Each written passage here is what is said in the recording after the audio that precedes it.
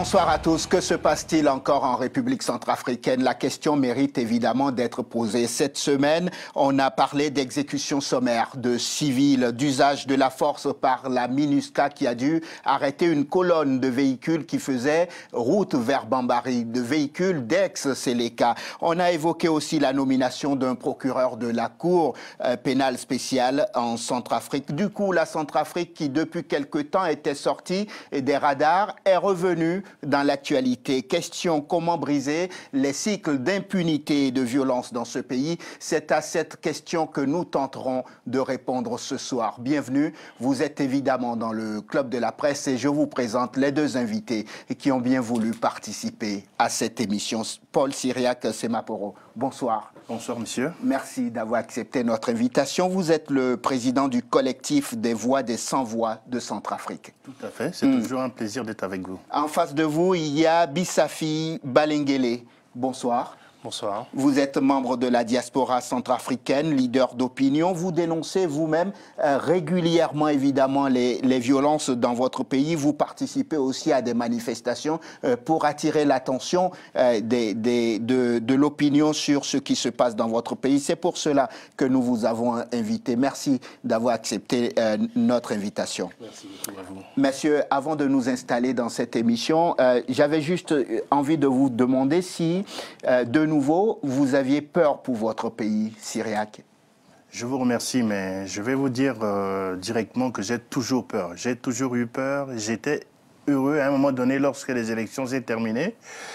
Et au jour d'aujourd'hui, depuis un bon moment, les choses ne se sont pas calmées. Si vous avez dit tout à l'heure que non, on n'était pas sous les radars, c'est parce que les informations n'étaient pas remontées. Chaque jour, dans chaque localité de la RCA, on tue en silence. Les accusations portées par les ONG qui sont sur le terrain, c'est des accusations qui sont vraies. On tue beaucoup d'innocents jusqu'au jour d'aujourd'hui. L'armée qui n'est pas sur le terrain, le pays cadré par les forces des MINUSCA et ces attentats, cette tuerie se passe devant ces gens, je vous dis, on craint toujours le pire. Donc vous êtes inquiet. Bissafi Balengele, vous aussi, j'imagine que l'inquiétude est quelque part dans votre tête. Oui, tout à fait. L'inquiétude est grandissante et depuis plus de 4 ans maintenant, parce que nous savons que la Séléka est arrivée en République centrafricaine en 2012, donc aujourd'hui nous sommes en 2017. Triste anniversaire, mais ça fait 5 ans. Et je rejoins mon compatriote Cyriaque qui précise que depuis toujours, même si on est sorti des radars de l'information, il y a tous les jours des civils, donc des innocents, des femmes, des enfants et des vieillards, et même des hommes en capacité de travailler pour le pays, qui meurent. Et cela se fait malheureusement dans des localités où sont présentes la MINUSCA. Oui. La Force internationale de maintien de la paix. Tout à fait. Et donc la Force internationale de maintien de la paix, qui est là pour maintenir la paix, est des fois témoin de ce genre d'action funeste, macabre. Qu'est-ce que vous êtes en train d'essayer de me faire passer comme message? Est-ce que je dois comprendre que cette force, elle est là, elle est silencieuse, elle n'agit pas, elle ferme les yeux pendant qu'on tue les vôtres? C'est encore un peu plus compliqué parce que dans leur mission, en fait, ils sont là pour s'interposer. Ils ne sont pas là pour prendre parti. Et c'est souvent là où la limite est assez mince. Et donc, la nécessité aujourd'hui, c'est de pouvoir donner et d'associer le gouvernement centrafricain à cette action de maintien de la paix par le biais de l'instauration d'une armée, de la sécurité. On va évoquer l'avenir et la façon de réorganiser évidemment votre pays, de vous approprier à nouveau la sécurité de la Centrafrique. Cette semaine, vous le disiez tout à l'heure, Cyriaque, Human Rights Watch a fait savoir que les rebelles de l'Union pour la paix en Centrafrique se seraient donc rendus coupables de crimes de guerre. L'ONG affirme qu'en décembre 2016, ce groupe armé a assassiné, écoutez bien, 32 civils dans une localité du centre du pays. Pour mieux comprendre de quoi nous parlons, c'est Moïse Moukoro qui nous résume la situation. Normalement, cette ville devrait compter entre 11 000 et 12 000 habitants. Mais aujourd'hui, il y a moins de 100 habitants. Un exode massif à Bakala est intervenu à la suite d'une série de massacres en décembre dernier. Grâce au récit des survivants, l'ONG Human Rights Watch a pu documenter les faits. Des hommes armés m'ont appréhendé ainsi que 7 autres personnes. Ils nous ont amenés jusqu'à la maison qu'ils occupaient et où nous avons pu voir 7 corps ligotés et égorgés. Dans un autre massacre commis le lendemain, ce sont 25 personnes qui ont été tuées. Pour faire venir leur proie, les assaillants les auraient convoqués à une réunion dans une cour d'école. Les survivants sont tous catégoriques. Les combattants étaient issus de l'UPC, les rebelles de l'Union pour la paix en Centrafrique. Les combattants de l'UPC nous ont placés sous un manguier, nous ont encerclés et ont commencé à tirer. À ce moment-là, je me suis levé et j'ai fui en courant dans la forêt. Face au regain des tensions dans les pays, la MINUSCA a lancé hier ce message à tous les groupes armés. Samedi dernier, 2 communautés de Bangui, autrefois opposées, ont célébré le premier anniversaire d'un pacte de non-agression. Nous appelons à tous les groupes armés pour qu'ils s'inspirent du travail mené par ces communautés de PK5 et de Bimbo 3 pour que des ponts de la paix soient établis sur toute la Centrafrique. L'UPC et les FPRC sont 2 groupes armés qui s'affrontent depuis le mois de novembre pour le contrôle de plusieurs localités centrafricaines. Une bataille d'influence qui s'accompagne de son lot d'exactions dans une Centrafrique déjà meurtrie par 5 ans d'instabilité. Merci Moïse Moukoro. Cyriaque Semaporo, je crois qu'on ne nous dit pas tout à propos de la Centrafrique. On nous a dit au lendemain de l'élection du président Faustin-Archange Touadéra que la Centrafrique était redevenue un pays normal. Apparemment, votre pays n'est toujours pas un pays normal. Ce que vous voyez là, c'est ce que vous avez vu. Ce que vous ne voyez pas, on ne vous le montrera jamais, on ne vous le dira jamais. C'est les personnes qui vivent ça dans leur chair. Ces massacres à grande échelle, ça c'est dans les localités accessibles. Mais nous avions en Centrafrique des localités où on ne peut pas aller en voiture. Il faut aller en pied. Et ces localités, dans ces zones reculées, sont prises en étau. Les gens sont toujours massacrés. Et si on fait des coups de com', en essayant de mettre la lumière sur le fait qu'on a arrêté une colonne de véhicules de la CDK, que faisait Mouvement Vert Bambari, ça c'est à leur avantage. De la MINUSCA, je veux bien parler de cette force-là, qui sont sur place, malgré qu'ils sont sur place, on tue des gens. Je ne vais pas retourner un peu en arrière. Quand on fait une action est menée vis-à-vis de la population et que des civils sont tués et qu'un élément des forces des Nations Unies n'est pas atteint, on ne fait pas de bruit. Mais si un seul élément des Nations Unies, un élément des forces de MINUSCA est touché, on fait beaucoup de bruit, ou alors quand ils mènent des actions d'envergure, ces actions visent à séparer les gens qui sont en dualité, à ce moment-là, on en parle. Je vous assure que c'est des coups de com'. La réalité est tout autre. Les gens sur le terrain continuent toujours. Donc ce soir, vous êtes en train de m'expliquer, et j'imagine que vous aussi, vous avez les mêmes informations, qu'au-delà de ce que nous voyons dans la presse, de quelques images, de quelques communiqués et de postures, la Centrafrique est toujours autant malade. Écoutez, tout à l'heure, vous avez parlé d'un pays normal. Donc la question est de savoir ce qu'est un pays normal déjà. Oui. Un pays normal, c'est un pays dans lequel on peut se déplacer du nord au sud et de l'est à l'ouest en toute sécurité. Aujourd'hui, ce n'est pas le cas en République centrafricaine. Il y a des endroits où on peut encore se promener, où il peut y avoir libre-échange en toute sécurité, mais ce n'est pas sur l'intégrité du territoire. Et ces zones de liberté, elles sont restreintes par rapport aux zones de non-droit et de non-liberté. Et donc, pour en revenir et rejoindre au fait mon compatriote, la sécurité n'est pas sur l'étendue du territoire et ce que nous voyons n'est que ce que les journalistes ou encore ce que d'autres... Les médias veulent bien montrer. Non, c'est pas ce que je dirais pas ça. Ce que je dirais, c'est que les médias ne peuvent pas être partout et donc ils ne sont que là où on les appelle. Aujourd'hui, on a eu le cas où la MINUSCA a intervenu, les médias regardent. On en parlait. Tout à fait. Mais il y a des localités dans lesquelles où on ne peut pas accéder. Même les médias ne peuvent pas accéder, pardon. Et ces médias-là, et ces actes-là qui sont commis là-bas d'exactions, on ne peut pas être au courant. Et tous les jours, il y a des exactions. Messieurs, est-ce que vous vous rendez compte de ce que vous êtes en train de me dire ce soir? La situation est donc beaucoup plus grave qu'on ne le pense en réalité. Qu'est-ce que ça a changé alors d'organiser une élection présidentielle dans votre pays, de doter le pays d'un nouveau président? Finalement, c'est presque un cadeau empoisonné qu'on a fait au président Touadéra. Oui, je dirais, le président Touadéra ne peut pas avoir la possibilité de vraiment agir en tant que tel tant qu'il n'a pas son armée avec lui.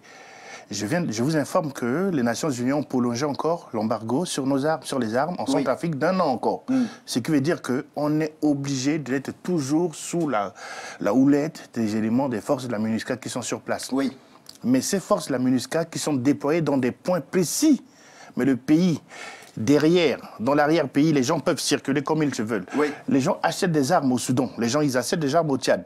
Les gens circulent du Soudan au Tchad. Comment ça, ils achètent des armes au Soudan et au Tchad? Ils ont le diamant, les mines du diamant, vers le nord. Ils ont l'or. Ils ont plein de choses là-bas. Ils prennent les matériaux, les richesses souterraines qu'on a, ils vendent, ils achètent des armes. Ils sont dotés des armes là-bas. L'embargo ne touche que l'armée nationale. Oui. Mais les rebelles dont on parle, les rebelles, qui les équipe? Comment ils peuvent arriver à avoir les moyens d'avoir des équipements haut de gamme? Comment ils peuvent avoir les moyens logistiques de pouvoir déplacer toute une colonne? Ils vont avoir les carburants où pour circuler? C'est ça les bonnes questions à poser. Ces gens nous Je vous les pose. Est-ce que vous avez les réponses?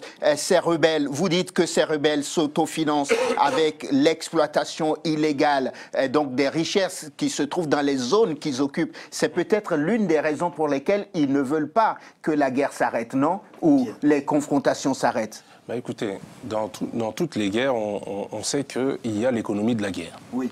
Donc, l'économie de la guerre, il y a ceux qui vendent les armes et ceux qui les achètent. Ceux qui les achètent, s'ils n'ont pas les moyens, financiers directs, palpables, à savoir l'argent que nous connaissons sous forme de billets et de pièces, oui. Eh ben, ils font du troc avec des matériaux, avec des matières premières à forte valeur. Oui. Et donc, notamment le diamant et l'or. On est en train d'halluciner ou ce que vous êtes en train de dire est réel? Non, ce que je suis en train de dire en rejoignant mon compatriote, c'est qu'il pose une question qui est réelle. C'est-à-dire que nous avons des rebelles qui ne sont pas issus d'une armée régulière d'un pays, d'un État, mais qui ont les moyens de tenir tête à des armées régulières. Et donc la question qu'on doit se poser, comme on peut se poser face à n'importe quelle rébellion, c'est comment est-ce qu'ils font pour se financer?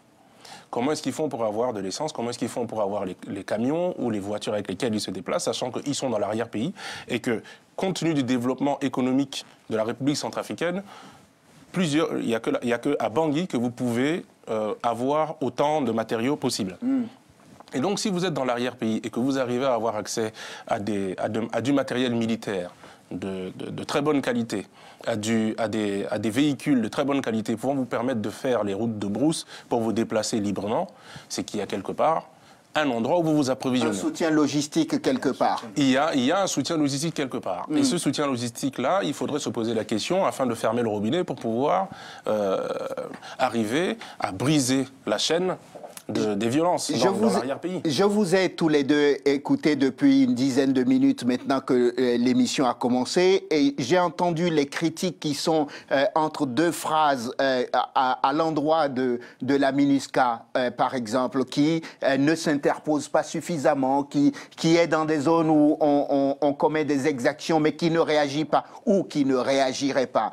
La question que je me posais en vous écoutant tout à l'heure, c'est pourquoi les Centrafricains eux-mêmes ne me dites pas qu'il y a l'embargo sur les armes. Au-delà de l'embargo sur les armes, Cyriaque, pourquoi les Centrafricains eux-mêmes ne commencent pas à prendre leur propre sécurité en main?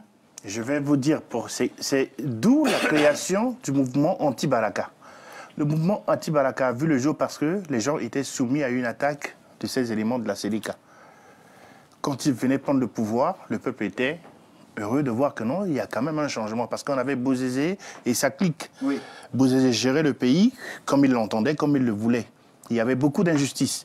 Mais en arrivant, les Séléka, quand ils arrivaient, le peuple était resté obéissant. Le peuple n'a pas dit 10 mots. 2 jours plus tard, ils ont commencé par mener des attaques, mais sur tout le monde. Ils ont tiré et sur les chrétiens et les musulmans centrafricains. Parce que ces gens qui étaient venus, je l'ai déjà dit plusieurs fois, c'était des mercenaires qui venaient, croyant avoir de l'argent dans la caisse de l'État. Voyant qu'il n'y a pas d'argent, et les gens qui les ont poussés à venir leur ont dit, servez-vous, allez-y, essayez de prendre ce que vous pouvez. C'est comme ça qu'ils ont dévalisé tout le pays. Ils ont volé, pillé, violé des gens en Centrafrique, d'abord dans la capitale, en emportant tout ce qu'ils pouvaient toucher. Les machines à laver, les gazinières, les habits, les voitures, tout. Ils ont tout emporté pour repartir vers le Soudan et vers le Tchad. Ils sont basés actuellement vers Birao, vers Ndélé. C'est des zones où on a beaucoup de richesses minières. Mais ils sont équipés régulièrement. Comment ? Parce qu'ils ont les diamants, ils peuvent vendre ces diamants, comme l'a expliqué mon frère. Ils peuvent vendre ces diamants et puis payer les équipements militaires dont ils ont besoin. C'est pour ça qu'ils ne veulent pas quitter ces secteurs. Oui. Et ils sont en train de tout faire pour qu'un jour, on arrive à facturer le pays. Du pays. Vous comprenez que c'est ce schéma-là, nous sommes dessus. Et c'est des gens, c'est des mercenaires sans foi ni loi. C'est des gens qui tuent, qui égorgent, comme l'a expliqué à la télé tout à l'heure ici. Et c'est malheureux, c'est qu'ils ont une posture là-bas. Ils disent que non, ils vous tuent à Al-Batachar, ils vous attachent avant de vous tuer là. Ouais. Ils vous attachent avec une position mais terrible. Vous souffrez d'abord avant de mourir et puis on égorge les gens. C'est des gens qui sont sans pitié. Je ne parle pas des musulmans centrafricains qui sont nos frères avec qui on a grandi. Vous parlez des mercenaires qui ont intérêt à ce que l'instabilité continue demeure dans votre pays, la République centrafricaine. Voilà. On va essayer d'avancer parce que on essaye de procéder comme dans un cabinet de médecins. On a posé alors le diagnostic. On sait les bactéries, les virus qui sont en train d'attaquer votre pays. Quelles sont les solutions? Tiens, le président Touadéra vient de nommer, par exemple, le procureur de la Cour spéciale. Je disais en introduction de cette émission que l'un des problèmes de votre pays, la Centrafrique, c'est sans doute l'impunité, puisque on le voit, ces personnes qui commettent ces exactions n'ont jamais été traduites devant une cour. Est-ce que la nomination de ce procureur peut permettre désormais de faire baisser la tension et de susciter la peur dans le camp, par exemple, de ces mercenaires dont on parle? J'aime bien la parabole du médecin que vous avez évoquée, et surtout, en second lieu, quand vous parlez de la nomination du procureur de la République, du procureur pour le tribunal pénal international spécial pour la République centrafricaine. Oui. Et nous savons, je ne suis pas spécialiste du droit, mais nous savons qu'un procureur, pour qu'il puisse intervenir, il faut qu'il ait les instruments. Oui. Le nommer juste, alors qu'il n'a pas les instruments, il ne pourra pas faire grand-chose. Et le médecin, c'est pareil. S'il fait un diagnostic et qu'il n'a pas les instruments pour pouvoir s'occuper de son patient, eh ben, son patient souffrira toujours, même si le diagnostic est fait. Et donc aujourd'hui, je pense que la solution centrafricaine, il n'y a pas de miracle. Il faut associer les Centrafricains à chaque démarche ou à chaque interposition ou à chaque position que prendra la MINUSCA par le biais des directives qui lui sont communiquées par l'ONU. Sinon pas, on file au désastre. On a vu le cas en Somalie. Jusqu'aujourd'hui, encore en Somalie, la situation n'est pas réglée, même si on n'en parle pas. Oui. Et moi, je n'ai personnellement pas envie que mon pays se somalise. On a vu le cas, quand on parle de la MINUSCA qui s'interpose, mais qui n'intervient pas, parce que c'est dans sa mission que de s'interposer. Oui. Elle ne peut ni prendre parti de l'un ni de l'autre. On a vu le cas au Rwanda et en ex-Yougoslavie. Ils étaient là, bien présents. Mais dans leurs directives, ils n'ont pas le droit d'intervenir. Et ça, nous le savons. Mais comme je dis qu'il faut associer le gouvernement centrafricain, les Centrafricains, par le biais du gouvernement, à toutes les actions qu'ils font, c'est de ne pas attendre 10 ans, lorsque le premier mandat de Touadéra va se terminer, pour donner à la République centrafricaine le droit d'avoir une armée régulière. Nous savons, tous les pays qui sont dans l'ONU et qui sont aussi par contagion derrière la MINUSCA, sont des pays qui ont une armée régulière, une police et une gendarmerie pour certaines. Parce que la sécurité de proximité est très importante par le biais de la gendarmerie et de la police, mais il y a aussi l'intégrité du territoire qui doit être préservée par les militaires. Et donc, aujourd'hui, nous sommes, je pense, c'est mon avis, après d'autres experts pourront le contredire, c'est que la République centrafricaine ne peut pas exister sans armée. Parce qu'il nous faut une armée régulière pour pouvoir garantir la sécurité sur l'intégrité du territoire. Restons sur la question de ce procureur. Il faut juste dire à nos téléspectateurs qu'il est de la République démocratique du Congo, que c'est un ancien colonel, qu'il aurait pu diriger la Cour africaine de justice qui a connu du dossier Hissène Habré et que finalement on a nommé le Sénégalais et que là, il va pouvoir donc faire son travail. Sauf que avant que la Cour spéciale de la Centrafrique ne se mette à travailler, il va falloir d'abord nommer les autres membres de la Cour. Et jusqu'ici, les autres membres de la Cour ne sont pas nommés. Donc, il reste encore du chemin. On ne peut pas non plus s'empêcher d'imaginer que sa nomination peut cristalliser au contraire les tensions et peut-être radicaliser encore plus ces groupes qui commettent des crimes, non, dans les zones de non-droit pour l'instant en Centrafrique, non? C'est des criminels sans foi ni loi, comme je disais tout à l'heure. Tant qu'ils ne sont pas atteints là-bas à leur niveau, le procureur qui a été nommé, ce n'est même pas leur problème. C'est des gens, quand ils sortent leur couteau, ils disent que non, autant mieux mourir. Alors, ce n'est pas évident. Oui. Ces nominations, dès que les restes passés, il a été nommé que mercredi dernier. Oui. Le temps qu'on puisse asseoir les autres membres de la cour pénale, de cette cour. Mais beaucoup de choses sont en train de se mettre en marche entre-temps. Oui. Le temps que le président puisse procéder aux nominations des autres. Mais sur le terrain, rien ne s'arrête en tant que tel parce que les exactions continuent. Et ils sont en train de tout faire parce qu'il y a des lobbies derrière ce que nous connaissons au pays. La Centrafrique est victime de ces richesses. C'est à cause de nos richesses que nous subissons tout cela. Victime de notre succès, de notre richesse souterraine, de notre pétrole. Et alors, on ne peut pas exploiter beaucoup de gens. Victime aussi de la gabégie des hommes qui ont dirigé l'État. Je peux souligner un point que depuis que la RCA est devenue RCA de nos jours, depuis la création de la RCA à nos jours, tous les gens qui ont été au pouvoir, ils n'étaient pas venus par une quelconque élection en tant que telle, ils ont été placés. C'est des pions pour la plupart. Le peuple a fait un choix dernièrement, mais on a compris que malgré que le président se trouve être là, mais il ne peut pas avoir toutes les cartes entre les mains. Parce que les Nations Unies étant présents, le pays est toujours sous tutelle. On ne peut pas décider quoi que ce soit. Oui. Mais si le pays est sous tutelle, comment se fait-il? Parce que si vous mettez un pays sous tutelle, vous mettez un pays sous embargo, vous devez veiller à ce qu'il y ait une sécurité par rapport aux gens qui sont là.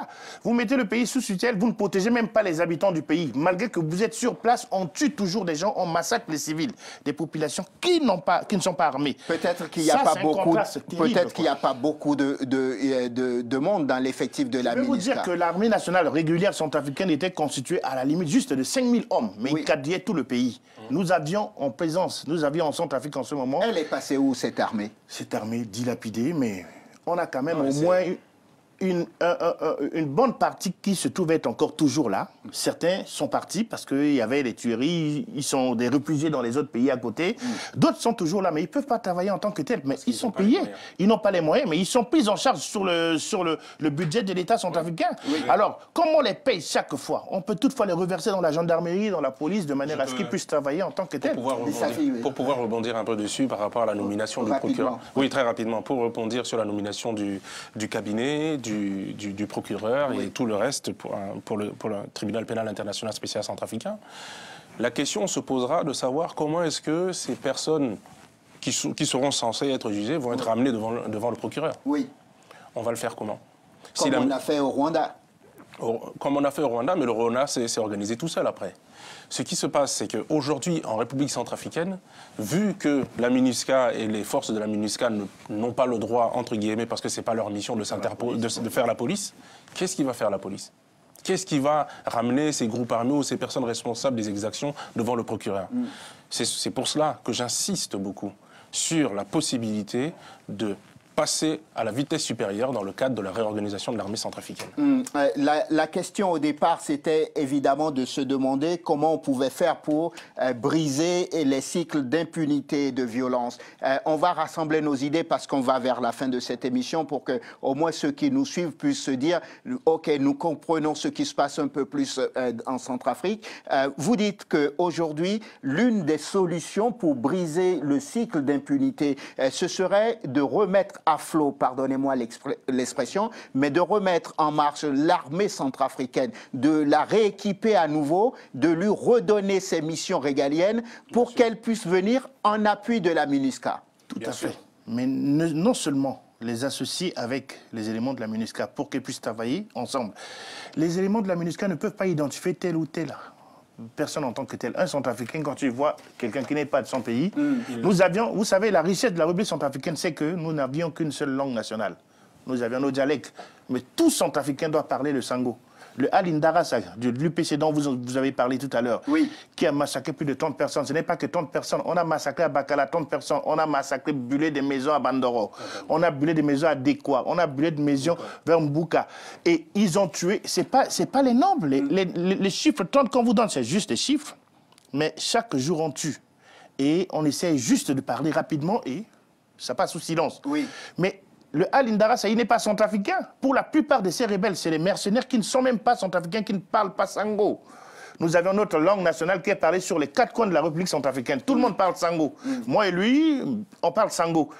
Tous les centrafricains parlent sango. Mais vous avez un interlocuteur en face de vous qui ne parle pas votre langue nationale. Il n'est même pas du pays. Il ne va pas dire...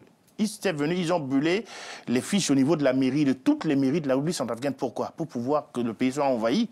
Mais le centrafricain ne va pas se laisser faire.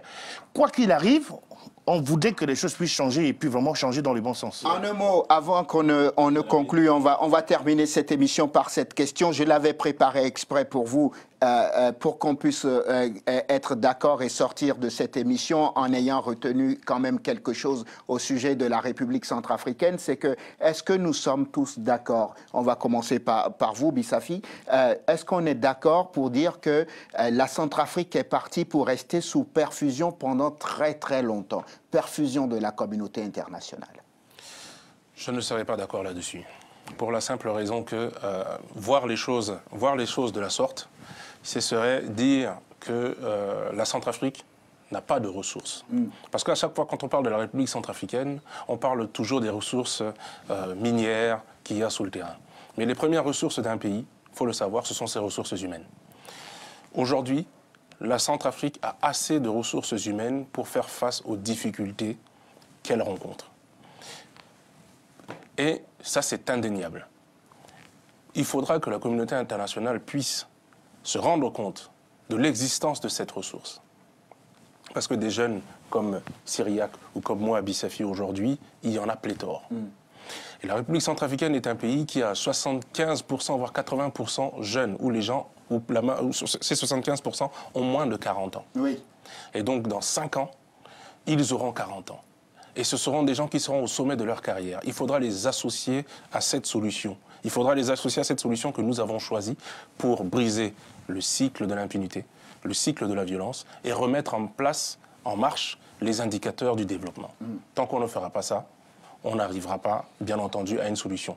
Mais on restera, bien entendu, sous perfusion internationale. Sauf que je ne veux pas voir les choses en négatif pour mon pays. Et je crois que nous allons y arriver. Je suis obligé de dire que c'est vrai que tel que c'est parti, nous sommes obligés, nous sommes vraiment toujours sous perfusion et nous sommes obligés de rester sous perfusion pendant très longtemps avec ce qui se passe en ce moment. Dès lors que nous n'avions pas notre armée nationale, dès lors qu'on n'associe pas vraiment les grandes décisions, les fils du pays, ceux qui ont la compétence, comme il le dit, ne sont pas associés en tant que tels. Dès lors où, alors on massacre toujours dans l'arrière-pays, nous n'avions pas la possibilité de contrôler quoi que ce soit, les mouvements qui se font à l'intérieur de notre pays. Les frontières sont poreuses. Tout ça, c'est pas donné. Le président avait mis en place, élaboré un projet, de dire qu'il va faire maintenant une armée, pas de projection, mais une armée qui va rester sur place de garnison. Les gens vont être là, mais qu'on puisse déployer ces éléments, même avec le peu d'éléments, des paires d'armements qu'ils ont, qu'on les déploie à nos frontières. Il n'y a pas 5 jours, une colonne de véhicules a quitté le N'Djamena, Tchad, pas N'Djamena, Tchad, le Tchad. Ils sont en train d'arriver à Bambari pour arriver vers Ndélé. Nous avions les têtes des rebelles, les chefs des rebelles, qui sont tous basés à Ndélé. Monsieur Noureddin Adam, on ne parle pas de lui. C'est l'un des monstres qui a pris ce pays en étau. Ils sont tous tous regroupés vers Ndélé là-bas. Pourquoi ils se regroupent là-bas? On ne parle pas de... Qu'est-ce qu'il y a Ndélé dans ce moment. À Ndélé, ils sont en train de se baser là-bas, de se regrouper. On ne sait pas ce qu'ils sont en train de fomenter. Alors il faut qu'on ouvre l'œil dessus. Il faut qu'on nous dise qu'est-ce qui se passe à Ndélé. Quand on nous parle de notre pétrole, où les Chinois sont là-bas, on parle des gens, mais il y a des choses qu'on ne nous dit pas, qu'on nous dise ça. Le pays est et sera toujours sous perfusion si jamais on n'arrive pas à avoir les clés. On n'arrive pas à verrouiller à nos frontières ce qui se passe pour essayer de comprendre comment remédier à cela. Paul Cyriaque Semaporo, président du collectif des Voix des Sans-Voix de Centrafrique, merci infiniment d'être venu dans le Club de la Presse. On ne dira pas comme les complotistes, évidemment, qu'on ne nous dit pas tout et que nous ne sommes pas au courant de tout. Bissafi Balengele, merci infiniment aussi. Merci. Membre de la diaspora centrafricaine, leader d'opinion, merci à tous les deux d'avoir participé à cette émission. Au nom de toute l'équipe de montage, de tournage, de réalisation de cette émission, je vous remercie de nous avoir suivis. Je vous donne rendez-vous évidemment la semaine prochaine pour un nouveau numéro du Club de la Presse. D'ici là, restez fidèles à notre chaîne, la chaîne panafricaine Télé Sud. Bonsoir.